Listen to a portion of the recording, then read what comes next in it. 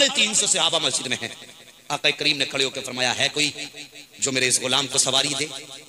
अल्लाह अकबर। इतनी बात कही, एक सहाबी खड़े हो गए, कहने लगे हुजूर सवारी मेरी बाहर खड़ी है, मैं इसको देता हूं। फिर आका ने फरमाया, है कोई जो इसे कपड़ा पहनाए? हजरत उस्मान इब्ने अफ़्फ़ान खड़े हो गए, कहने लगे हुजूर इसको कपड़ा मैं देता हूं। वो कहने लगा, हुजूर सवारी और कपड़ा तो ठीक है, भूख बहुत तेज की लगी है, अगर हो सके तो खाने का इंतजाम करा दे।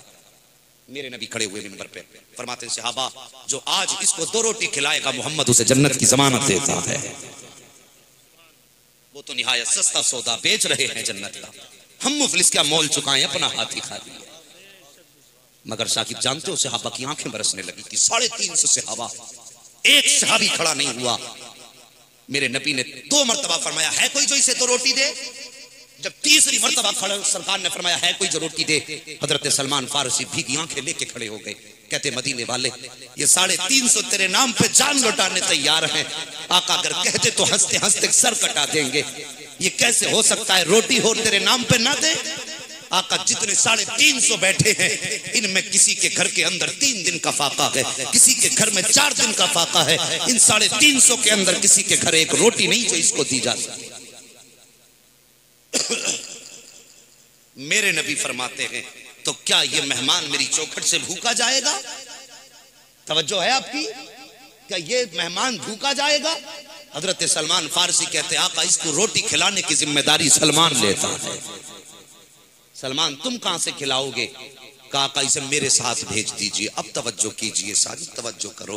हजरत सलमान ने हाथ पकड़ा मेहमान का और लेकर के उस दरवाजे पे गया है। साहिब जिस दरवाजे पे आके जिब्रील अदब से खड़े होते हैं वो दरवाजा किसी और का ना था बल्कि सैयदा तय्यबा ताहिरा आबिदा जाहिदा हजरत फातिमा ज़हरा का दरवाजा था। जाके दरवाजा खटखटाया, आवाज आई, कौन? कहा सलमान फारसी आया हूँ। हजरत फातिमा कहती, चचा जी कैसे आना हुआ?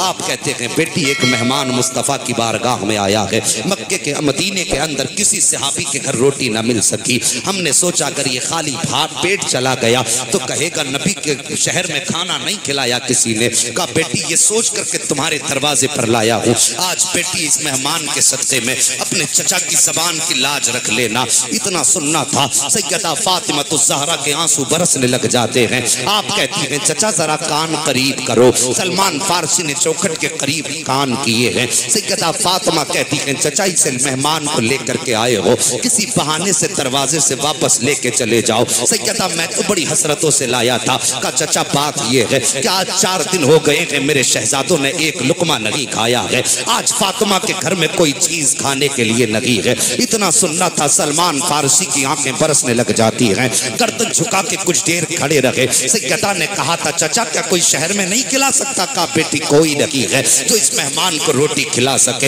इतना सुनना था, कहती चचा फिर मेहरबानी करो, इस मेहमान को थोड़ा अपने आप से दूर कर दो। हजरत सलमान फारसी ने मेहमान को थोड़ा अलग किया है, फिर करीब आए हैं। सैयदा फातिमा ज़हरा ने अपनी चादर उतारी है और उतारने के बाद किवाड़ की आड़ से, पर्दे की आड़ से यूं निकाल के दी थी। कहा चचा इस चादर को दामन में छुपा लो। और सामने शमून यहूदी बैठा है, उससे जाकर के ये चादर के बदले में जो लेकर के आ जाओ। अल्लाह अकबर। इतना सुनना था, सलमान फारसी की आंखें बरसने लग जाती हैं। आपने यूं चादर को लिया, देखने लगे। सैयदा कहती हैं, चचा ये कोई आम चादर नहीं है, इसमें 17 पैबंद जरूर लगे हैं, लेकिन ये वो चादर है जो रुखसती के वक्त मेरे बाप ने मेरे सर पे रख के कहा था, फातिमा आज पैबंदों वाली चादर ले ले, कयामत के दिन जन्नत में औरतों की सरदारी की चादर अता फरमाऊंगा। कहा जाओ इस चादर को लेके चले जाओ। सलमान फारसी